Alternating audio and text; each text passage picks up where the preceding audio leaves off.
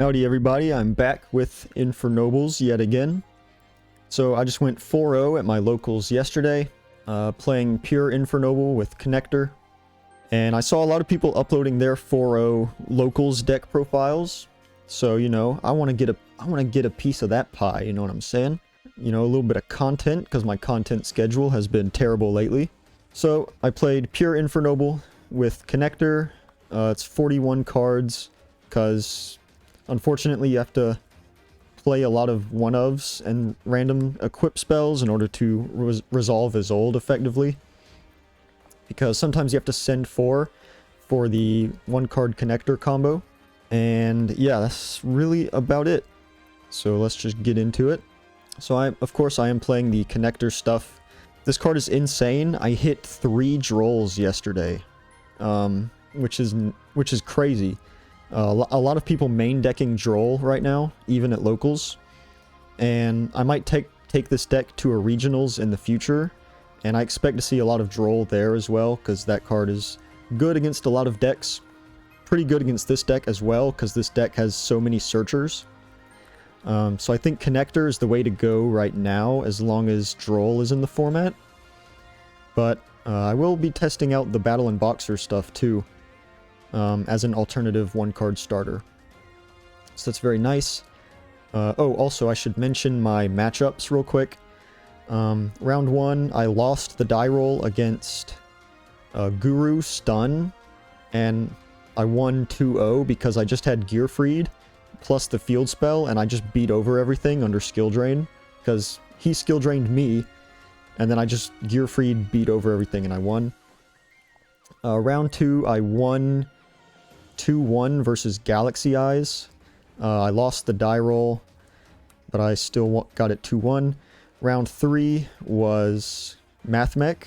I won the die roll and I 2-0'd because Droll is a crazy card and I main Droll. Like a lot of other people, like I was just saying, a lot of people playing Droll. And round 4 was Manadium. I won the die roll and I won the match 2-1. So yep, that's the Connector stuff. Got a bit off track there, but you know. And then I do play the 3 Ogier, because some people play 2 because they don't want to see that many normal summons. And I understand that, but drawing, even if you draw Connector plus Ogier, you're still completely fine. In fact, like, I would rather draw these 2 together than not, because what you can do is Connector summon the Dolphin, and then Dolphin pitch the Ogier to rip a card, and then you make Isolde, you summon Richard, and then Richard will summon back the Ogier, and then trigger the effect to dump like a Gearfried or Turpin. So it gives you like more starters, while at the same time being perfectly fine to draw these 2 together at the same time, because it helps your combo extend even further. So I really like 3 of this, because having more starters is always good, and these 2 don't really conflict with each other that much if Connector resolves, which is really good. And then 3 Renaud. So Renaud is just the best extender. It's the best recycler. It lets you do the it lets you make Gearfried before the 5th summon if you open Ogier. So this is basically the best 2-card combo in the deck, which is also why I'm playing 3 of each, because you just want to see that combo as much as possible. Lets you play around Nib a lot more effectively. And then for the others, I play 2 Oliver, 1 Turpin, and 1 Richard. So this is your main Isolde target, so you really only want to play 1 in the deck. And even if you draw it, that's fine, because there are ways to special it out of the hand with like Joyous.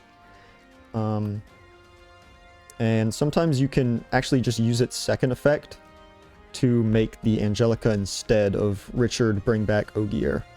And then Turpin's a good one of, because you can summon it from hand or grave. And there's multiple ways to just like dump it or search it or whatever. So it's really good as just a one of. You don't really need more. I can see why you would want to play more, because it can just summon from hand as an extender. But I like playing one. And then I played 2 Oliver. I've mostly seen this as a one of. The thing is, when you're doing like gear freed combos, or even if you just need any random extender, like if you start with Renaud or something, right? That's your only level 1 tuner in the deck, is Renaud. So this gives you access to another level 1 tuner that even if your connector gets ashed or impermed, you can't summon Renaud because it's not a fire warrior. But you can summon Oliver and then either make Isolde, or you can make Angelica, which is really nice.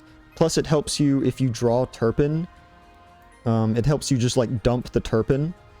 Or if you open Connector plus Ogier and your Connector doesn't resolve, you can use the Oliver to then dump the Ogier and then bring it back with the Richard once you make Isolde. So I quite like 2 Oliver. It's like it's really the most flexible extender, I think. Well, the most flexible aside from just Fire Flint Lady, because it just summons whenever you want. Doesn't really matter. Sometimes you'll see the red layer. Sometimes you'll see 1 lady, 1 red layer. But I play talents. And if you have a monster on board and you talents draw 2 into a red layer, you can't summon it. But if you talents draw 2 into a Fire Flint Lady while you control a monster, you can special it and then like continue your combo or whatever. Like if your connector gets ashed, you talents draw 2 into a lady and then summon it, and then that's like full Isolde combo. So I like Fireflint Lady over this card for that reason. And then I do play the 2 Gearfried, because even though it is like way more searchable now than it ever was, thanks to extra Foolish Burial effects and extra Graveyard Recovery effects, it's still just really good to hard draw this. There were a lot of games that I won specifically because I hard drew this. Like the Subterror match, he just flipped Skill Drain on me, but I had an Equip Spell engrave, so I could just summon this out and then play Gearfried Beatdown, because it was 3k plus 35 from the field spell, so it just beats over everything under Skill Drain. And then obviously there's all the Nibiru combos as well. If you hard draw this, it's like even easier to play under Nib. Or play around Nib, I should say. And then going second cards, unfortunately this deck doesn't have that much space. So this is like, this is pretty much my only ratios. And I will say, I do play the Called By, so technically you could take out the Called By and put in another Tactics as well. I've seen some people doing that. Droll is crazy. Droll is just like a turn ender a lot of the times. So I really wanted my going second cards to be decently high impact, which sounds weird when I have Ash right here, because Ash is not very high impact, but it is just generically the best thing you can play in this slot. I was considering maybe playing Imperm instead, but what I don't like about Imperm is that this deck's turn 1 inboard almost completely fills the back row, right? Like you're gonna have 4 equips, and then on the opponent's turn, you're going to want to use Roland Engrave to equip to pop a card. And if you do that, and if you want to pop a card first, then like you don't have space for it, because if you have the Imperm set going first, you just don't have the space. So I think Ash was fine. It was really good against like the rogue matchups, obviously, but even against a deck like Mathmech, they activate Signet Mining. You just hit it with the Ash, and then they have no more searchers. So then they just lose because they don't have Circular. So I think it's fine. And then Talents was pretty good. Talents is also insane because if you have Connector, it already threatens one hand trap or rips one hand trap, so that's already one card out of their hand. But if they do Ash the Connector and you have a follow-up, you can Talents, look at their hand, rip another card. So you can like rip 2 cards out of their hand just with the Talents. Plus you get the full hand knowledge, obviously, so you can go like full combo knowing that they don't have any extra hand traps. So this, yeah. I usually drew at least one of these going second every game. Despite, you know, only playing 8 going second cards, usually I saw at least one of them. I'm not sure if I ever used Called By on a hand trap. I don't think I ever did yesterday. Yeah, maybe you can cut the Called By for a tactics. I might try that in the future. But yeah, those are the hand traps I decided to play.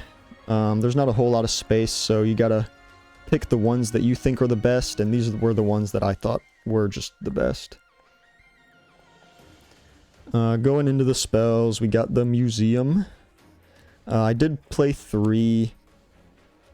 I'm honestly not sold on playing 3. I kind of want to play 2 instead. Because yeah, I understand that this card isn't a once per turn.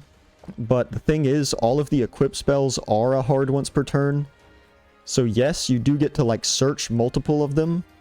But if you draw a Durandal already, like Museum doesn't really... Like, yeah, you can add a Joyous and, like, maybe add something back, like a Gearfried or whatever, but I don't know. I'm not entirely sold on this as, like, a search spell. I'd rather use it just as a combo piece with Angelica, honestly. So, I might try 2 of this in the future. 3 just seems a little overkill from what I've played so far of this deck. And then 3 Durandal, obviously that's the Searcher, 1 All Mace, 1 Joyous, and then I played Phoenix Blade and Fossil. So I think all of these are pretty self-explanatory. The Living Fossil I prefer over DDR, because with DDR, you have to have, like, successfully summon Isolde, and then Isolde dump Phoenix Blade, and then, you know, resolve Phoenix Blade to banish something. And then what that lets you do is DDR, summon back the Aqua Dolphin, and then rip another card out of the hand.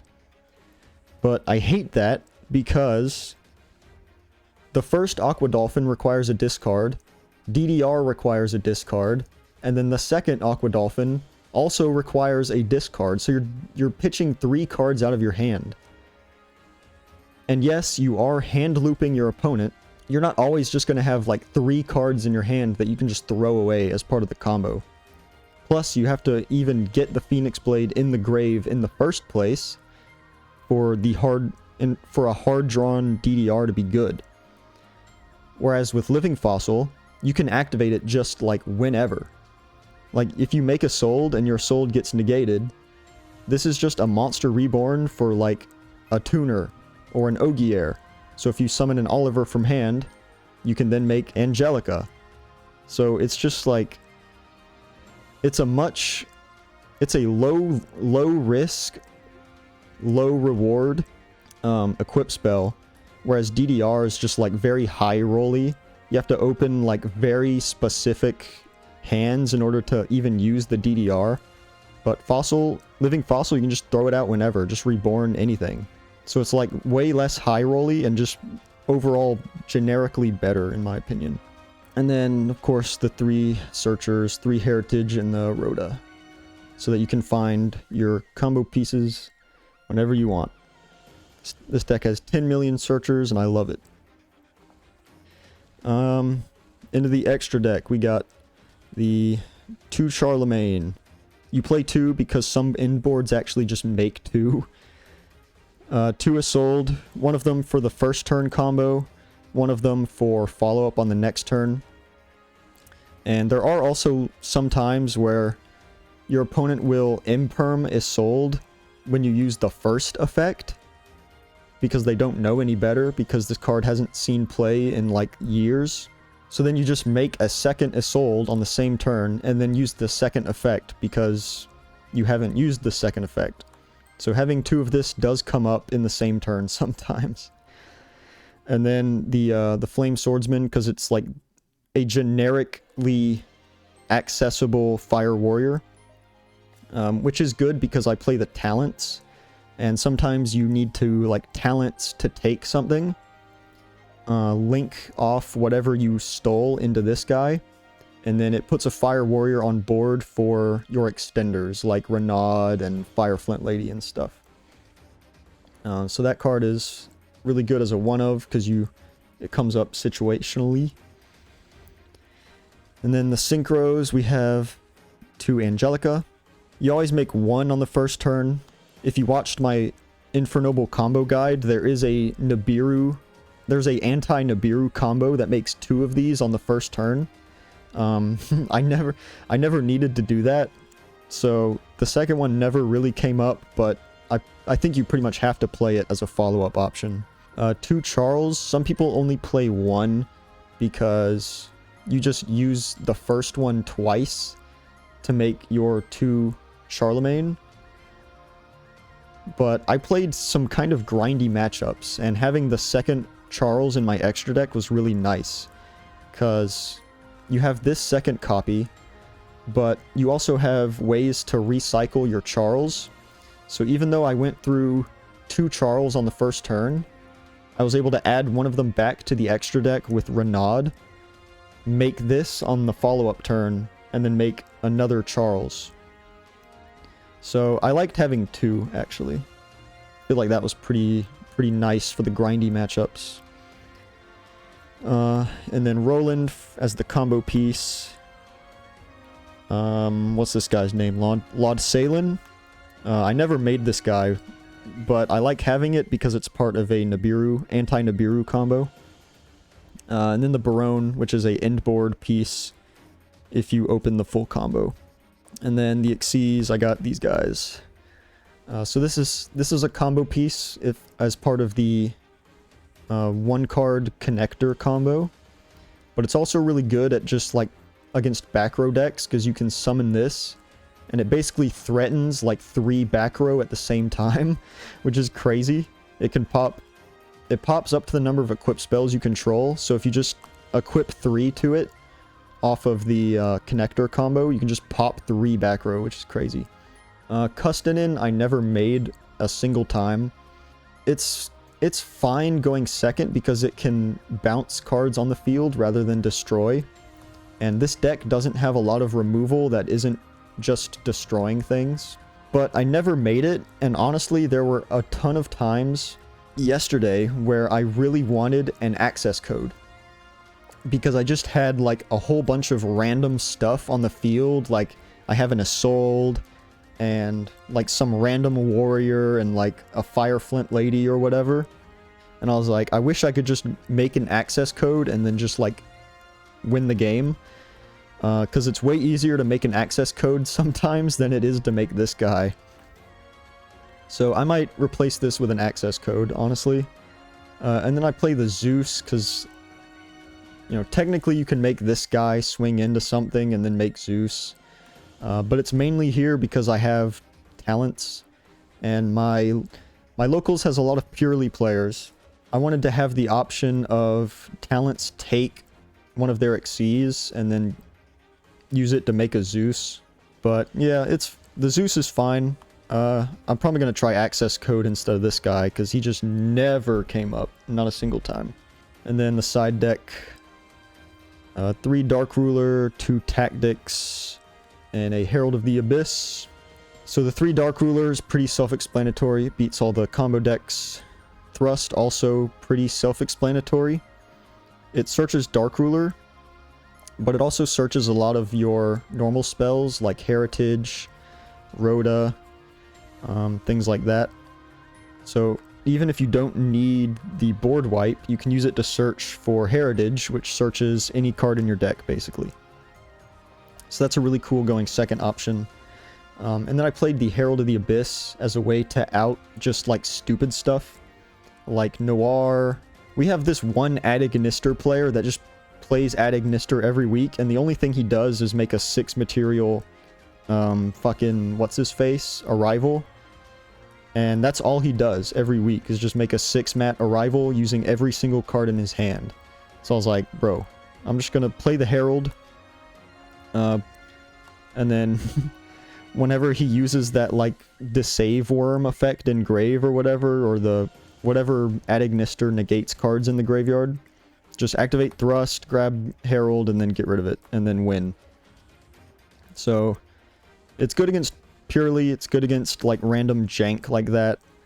It's also not terrible against decks like Cash, because you just call Dark Machine and then they have to get rid of Arise Heart. 3 Cosmic to kill Floodgates, because this deck hard loses to Floodgates. 3 Eclipse, because it beats a lot of things. There's a lot of people playing Purely, and for some reason there's a lot of people at my locals also picking up Cash lately, which I don't quite understand because that deck is on the chopping block. But Book of Eclipse beats Cash and Purely pretty hard, and any card that destroys the 2 best decks is pretty good in my book.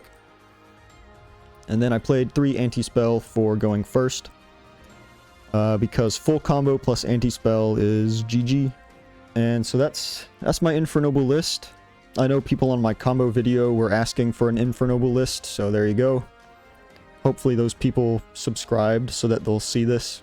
But yeah, I think this deck right now is pretty solved, honestly, in terms of just like the pure version with Connector and stuff. It's pretty solved. But I do want to experiment some more with like Adventure and Battle and Boxer. That comes out next week, because you do have the Battle and Boxer combo that searches the Flameveil counter, which lets you play around Dark Ruler. Because this deck's biggest weakness right now is Dark Ruler, because you can't you don't have a negate for it. But once the Battle and Boxer stuff comes out, you'll have a searcher for Flameveil counter, which beats Dark Ruler, and then you're chilling. So that you don't really need to play Anti-Spell anymore, so then it frees up some extra slots in your side deck for other tech cards, which is cool. So yeah, that's about it.